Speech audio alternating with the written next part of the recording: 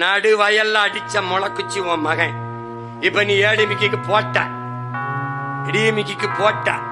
ஐயா ஸ்டாலின் ஆட்சியில வாழ்ந்து நீ நல்லா வாழ்ந்துட்ட. ஐயா எடப்பாடி ஆட்சியில வாழ்ந்துட்ட. ஒரே ஒரு முறை உன் மகனோட ஆட்சியில வாழ்.